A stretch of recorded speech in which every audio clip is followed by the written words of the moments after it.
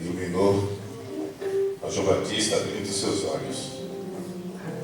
E ele disse, olhando para Jesus: eis o Cordeiro de Deus, que tira o pecado do mundo.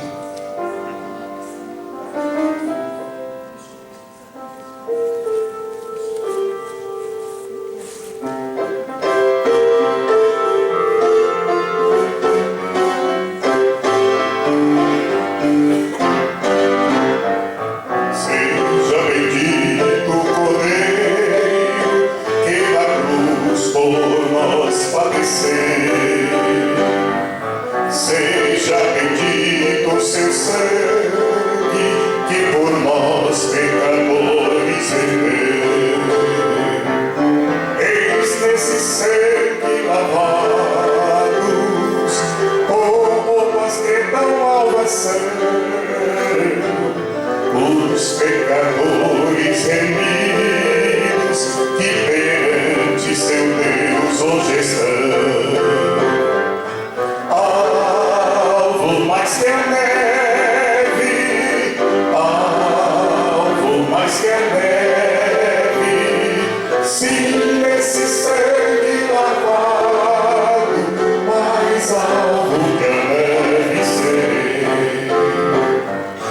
Quão espinhosa coroa que Jesus por nós suportou. As chagas que nos provam o quanto Ele amou.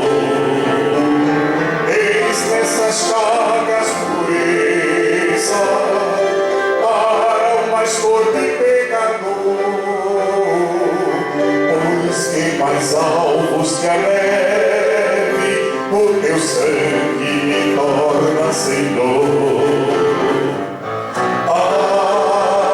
Mais que a neve, alvo mais que a neve, sim, nesse sangue lavado, mais alvo que a neve serei.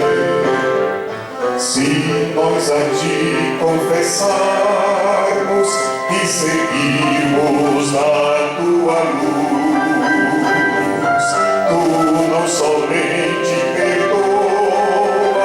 purificas também, ó Jesus.